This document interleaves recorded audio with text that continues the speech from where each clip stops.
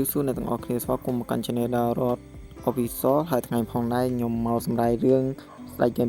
2006ហើយថ្ងៃនេះផងដែរគឺថាខ្ញុំមានដំណឹង set ប្រាប់អ្នកទាំងអស់គ្នាគឺថាការរបស់ខ្ញុំនឹងវាចង់ខូចនិយាយទៅគឺថាសលេង background នៅក្នុងរឿងនេះគឺថាវារៀងញ៉ៃតិចហើយសង្ឃឹមថាអ្នកទាំងអស់គ្នាអាចស្ដាប់បាននិយាយទៅគឺថាខ្ញុំពិតជាសុំទោសមែនទែននិយាយទៅវាលឺសលេងជីឆក់និយាយទៅគឺងយឡើងកពូលមកពេលអញ្ចឹងហើយតែខ្ញុំសង្ឃឹមថាអ្នកនរគ្នានឹងអាចមើលបានហើយនៅក្នុងភាគទី3នេះផងដែរគឺថាសាច់រឿងរបស់យើងពិតជាល្អមើលមែនតើហើយទូស័យនៅក្នុងភាគនេះគឺថានឹងបញ្ចូលជាមួយនឹង3សាច់ធំតែដឹងថាទូស័យរបស់យើងនឹងវាយកឈ្នះឬអត់យើងទស្សនាទាំងអស់គ្នាតើមកខាប់យូជួយស័យរឿងរបស់យើងមកទៅដល់នៅសាច់រឿងយើងឃើញថាក្រុមហ៊ុន GTC បានបង្កើតនៅហ្គេមថ្មីមួយហើយហ្គេមមួយនោះមានឈ្មោះថា Creepmaster គឺជាហ្គេមទី2ដែលក្រុមហ៊ុន GTC បានបង្កើតមុនហើយហ្គេមទី1ដែលគេបានបង្កើតនោះគឺ Donson Century ហើយឥឡូវនេះគឺគេកំពុងតែធ្វើហ្គេមថ្មីនឹងឃើញថាមានមនុស្សជាច្រើនបានគ្រប់គ្រងមែនទែនហើយ player ចាស់ៗដែលនៅក្នុងហ្គេម Donson Century ទាំងអស់គឺនឹងត្រូវ log in ចូលក្នុងហ្គេមនេះទាំងអស់ item តាមប្រមាណដែលនៅក្នុង Donson Century ចាស់ហ្នឹងនឹងត្រូវចូលទៅក្នុងហ្គេមនេះដោយស្វ័យប្រវត្តិនៅពេលដែលយើង log in ចូលយើងឃើញថាហ្គេមថ្មីមួយហ្នឹងគឺមានមនុស្សជាច្រើនបាន sign in ហើយពួកគេកំពុងតែដើរស្វែងរកអ្វីមួយយ៉ាងនៅក្នុងហ្គេមមួយហ្នឹងខ្ញុំភ្លេចប្រាប់ថាហ្គេមមួយហ្នឹងគឺគេតម្រូវឲ្យ player គ្រប់រូបដើររកនៅភ្នំខ្មោចដែលគេបានលាក់ទុកនៅក្នុងហ្គេមហ្នឹងហើយភ្នំខ្មោចនៅក្នុងនោះគឺមាន item ជាច្រើនដែលយើងអាចដូរយកមកចាយនៅខាងក្រៅបានគឺថាវានឹងពិតជា air មែនតើនិយាយទៅគឺថាឡើងលយមកនៅពេលនោះផងដែរយើងក៏ឃើញថាលោក Rico ក៏បាននៅទីនោះផងដែរកំពុងតែទស្សនានៃការ support ហ្គេមមួយនេះហើយគាត់ក៏បាននិយាយថាសង្ឃឹមថាការ support នេះមិនមានបញ្ហាអ្វីទេចុះនៅពេលនោះផងដែរសាច់រឿងរបស់យើងក៏បានកាត់មកតួប្រុសវិញយើងឃើញថាគាត់កំពុងតែលាងចានហើយក៏បានគិតថានៅថ្ងៃនេះគឺជាថ្ងៃបញ្ចប់ដែលគាត់ត្រូវលាអូន Rico និយាយទៅគឺថាថ្ងៃហ្នឹងគេ update ហ្គេមលេងឲ្យហ្គេមហ្នឹងលេងទៀតហើយនិយាយទៅ player គ្រប់រូបត្រូវតែបដូរហ្គេមហ្នឹងទៅហ្គេមមួយទាំងអស់ហ្នឹងអញ្ចឹងធ្វើឲ្យតួប្រុសរបស់យើង set ខ្លាចថាអត់បានលេងជាមួយនឹងអូនទៀតអីចឹងណាពិសេសរឿងមួយឃើញថាអូន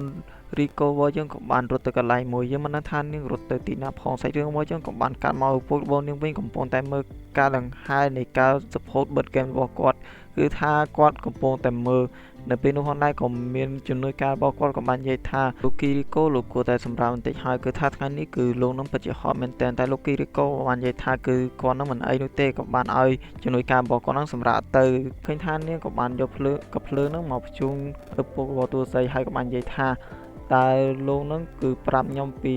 ភ្នូខ្មោចនៅក្នុង game Creepmaster នឹងបានអត់តែលោក Kiriko របស់យើងនឹងគឺថាគាត់នឹងគិតជារឿងក្បាលមែនទែនគឺថាគាត់នឹងសុខចិត្តស្លាប់ក៏គាត់នឹងមិនព្រមប្រាប់នៅក្នុង game នេះផងដែរនិយាយទៅគឺគាត់នឹងអត់ប្រាប់តែម្ដងហើយពេលនោះផងដែរនារីម្នាក់នោះក៏បាននិយាយថាមិននិយាយក៏មិនអីដែរអញ្ចឹងលោកគួរតែដល់ទីបញ្ចប់ទៅត្រឹមនឹងហើយបាយលោក Kiriko ហើយនាងកំបោះរបស់យើងគាត់ទៅលើចឹងភ្លាមគឺថារត់ឡើងលឿនតែម្ដងនិយាយទៅរត់ទៅរកទូស័យរបស់យើងមិនរត់ទៅណាឯណាមកយើងក៏បានកម្មមកទូស័យរបស់យើងវិញយើងឃើញថានាងក៏បានបើកភ្នែកមកតែនៅពេលនោះផងដែរយើងឃើញថាទូប្រុសរបស់យើងក៏បានមកដល់ហើយក៏បាននិយាយថាតើនាងមិនអីទេឬហើយទូស័យរបស់យើងក៏បាននិយាយថានៅទីបំផុតលោកបានមកដល់ហើយគឺថានាងបានរងចាំលោកនៅទីនេះយូរហើយនាងហ្នឹងក៏បានត្រូវអាសត្វនោះក៏បើយកធម្មពលដែរនិយាយទៅគឺថាគួរឲ្យអាណិតមែនទែនដែលនាងហ្នឹងគឺត្រូវអស់ធម្មពលហើយពេលនោះនាងពីក្បាលគោរបស់គាត់មកហើយទឹកភ្នែករបស់ទូប្រុសរបស់យើងក៏បានធ្លាក់ទៅលើផ្កាមួយនោះហើយផ្កាមួយនោះគឺមានឈ្មោះថាផ្កាឈូកនៅពេលល្ងាចបើសិនខ្ញុំបកខ້ອຍឲ្យខ្ញុំសូមអភ័យទោសផងព្រោះថាខ្ញុំបកហើយតែខ្ញុំភ្លេចទៅសេឈ្មោះកន្លែងផ្កាឈូកហ្នឹងហើយខ្ញុំសូមទោសមែនទែនខ្ញុំឃើញថាអូន Kiriko របស់យើងក៏បាននិយាយថាតើនេះគឺជាអ្វីនឹងគេរបស់យើងក៏បានមានអ្វីមួយបានមកចាក់ទម្លុះពួររបស់នាងធ្វើឲ្យនាងហ្នឹងគឺស្លាប់បាត់បងជីវិតភ្លាមតែម្ដងយើងហ្នឹងហើយយើងឃើញថាទូប្រុសរបស់យើងក៏បាននិយាយថាទេមិនអាចខ្លាចទៅជាអញ្ចឹងនោះទេហើយគាត់ក៏បានធ្លាក់បាត់ទៅហើយយើងឃើញថា Game Donson Century របស់គាត់ក៏បានបិទ server ទៅធំហ្នឹងគឺថាទូប្រុសរបស់យើងពេលអញ្ចឹងឡើងគាំងមកហើយក៏បានឈូសម៉ៅហើយក៏បាននិយាយថាហើយអ្វីក៏វាទៅជាអញ្ចឹងគឺថាมันអាចខ្លាចទៅជាអញ្ចឹងនោះទេរឿងមកយើងក៏កាន់មកពេលស្អែកឡើងយើងឃើញថាតួប្រុសរបស់យើងក៏បានបដាកង់ទៅធ្វើការដូចរដងតែនៅពេលនេះផងដែរគឺឃើញថាគាត់នឹងដូចជាគ្មានកម្លាំងកំហែងទេនៅគណៈពេលនោះផងដែរយើងឃើញថាក៏មាននារីម្នាក់បាន3ឆ្មារបស់តួប្រុសរបស់យើងហើយនារីម្នាក់នោះគឺគ្មានអ្នកណាឆ្ងាយទេគឺជាអូន Kiriko របស់យើងនឹង ហើយនៅពេលនេះផងដែរគឺថា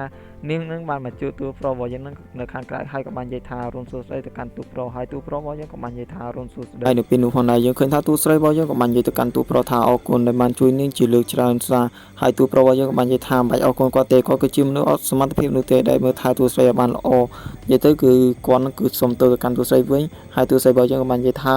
គឺស្ដេចហ្គេម2500របស់យើងក៏បានដល់ទីបញ្ចប់ខ្ញុំសុំទោសមែនតើចំពោះសលេងបេក្រអល់អញ្ញាយគឺថាខ្ញុំពិតជាសុំទោសមែនតើថាថ្ងៃហ្នឹងគឺការខ្ញុំពិតជាអញ្ញាយមកព្រោះថាធ្វើអ្វីក៏ដោយក៏នៅតែលើសលេងរំខានដែរគឺថាធ្វើឲ្យខ្ញុំនឹងឡើងកពួរមុំតែខ្ញុំអត់ចង់ឲ្យអ្នកនរគ្នាដាច់សាច់ភាគរឿងក៏ខ្ញុំសម្រេចចិត្តថានឹងធ្វើតាំងអញ្ចឹងមកទៅគឺខ្ញុំពិតជាសុំទោសមែនតើអត់មានអីនិយាយទៀតទេមានតែពាក្យអរគុណអ្នកនរគ្នាដែលបានទស្សនាវីដេអូមួយនេះតាំងពីដើមរហូតដល់ចប់ពីខ្ញុំបាទដារ៉ាត់ជួបគ្នានៅវីដេអូក្រោយបាយបាយ